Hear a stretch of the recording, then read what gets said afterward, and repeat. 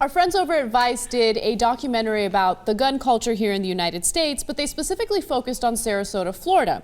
And it was really fascinating because they did come at it from a very balanced perspective. So they did talk about many of the gun laws in Florida, and there are some strict gun laws. For instance, if you own a gun shop, you do have to do background checks. There are certain guns that you are not allowed to sell. However, they talked about the ease in which you can get things like ammunition. So let's take a look at that part of the documentary. So 2 Walmarts, 1 gun store later, we got all of our needs for today. Walmart was pretty accommodating, but every time you go, it's a kind of a crapshoot, right? I mean, like... Yeah, sometimes they'll have everything you need, and that's when you got to buy it up. Other times, you got to buy something you don't want. Let me go through a little bit what we got here. Federal, which is a 9mm Luger. Then we got a couple boxes of 45 Federal, some 410 handgun, shotgun shells, big box of 45 Auto, 250 round count. Rifle slugs for the shotguns, MagTech, Cowboy action loads. And 1,000 rounds of 223. This is for the AR. How many people are we shooting with? 4 and then some. So now, Florida's not any stricter than any of the other states, but if you go from a retail store, they're going to have to do the background check, and they do the background check. Yes. Now, of course, there's other problems in Florida, stand your ground, etc.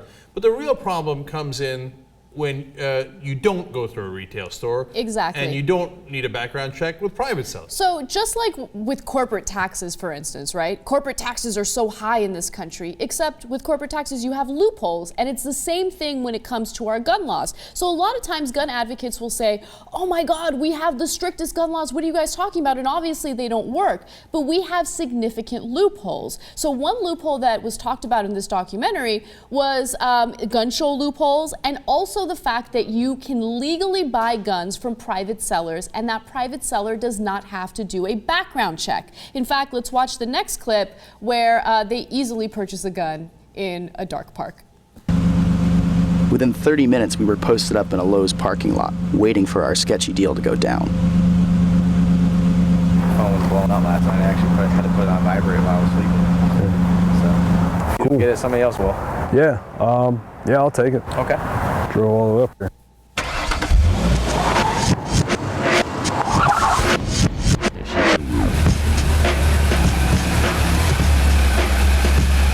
How'd it go down? Like, you met him, shook hands?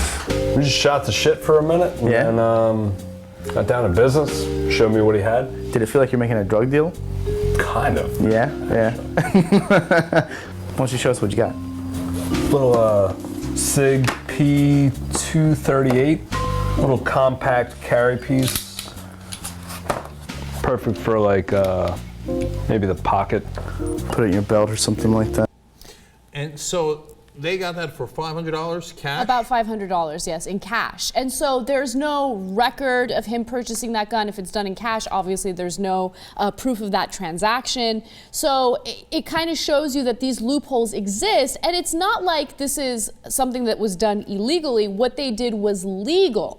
So that's the kind of stuff that we need to kind of target. So when it comes to gun laws, I mean, I'd like to think that I'm reasonable. I'm not calling for an all-out ban, but there are certain common sense laws that should be passed so we can protect people who are in school or in a movie theater, and you know, you want to make sure that people who are not convicted felons and who are not mentally ill have the right to buy that gun legally, but people who shouldn't have that gun shouldn't be able to buy it legally, which is what's happening throughout the country right now. You know that 40% of the gun sales in this country are done through either gun shows or private sellers without a background check. So, you know, saying that, hey, you know, there's background checks in some places means absolutely nothing, because they say, you know, the only thing that can stop a bad guy with a gun is a good guy with a gun, and now we don't want the bad guys to have guns. But that's not true. You do want them to have guns. That's why you created a giant loophole where 40% of the guns are bought without any documentation and without a background check. So if you didn't want that to happen, then you wouldn't have that loophole. And the reason I like this documentary is it's one thing to know those facts.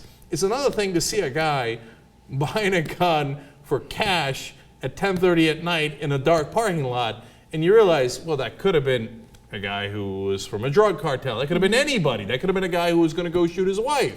Yeah. Right? And if it's all, what's more disturbing, as you said, Anna, is that it's legal and not illegal, so anybody can do it, which means the background checks for the rest of us are useless. They're useless, exactly. And also, one argument that keeps getting brought up again and again is the fact that, you know, you can look at places like Chicago and how they have violence, a lot of gun violence, but they have the strictest gun laws. But when it comes to gun policy, it shouldn't be like based on municipalities or counties or, you know, states. This is a federal issue because we are one country. So if you are an individual who wants to get your hands on a gun, you know, legally, all you have to do is go to states like Florida or go to Arizona and go to a gun show, and you can buy it from the back of someone's truck. Look, I always say that we're swimming in an ocean of guns because we have nearly 300 million guns in the country. Chicago's laws are useless if you can just go across. You don't have to go all the way to Florida, just cross the border. In almost all the states bordering Illinois, you can go to a gun show and get a gun without a background check. You think everybody of those guys are like, well, the guys who used all those guns in Chicago to have the 500 gun homicides last year were like, no. This isn't really fair that we crossed the border to get this gun legally, okay? Because it's illegal in Chicago. So perhaps we should redo this. No, they're going to cross the border, and that's why I'm not saying background checks are useless if you do them right. They're useless in this current system. If you actually did a background check for everybody, they would be incredibly useful. Definitely.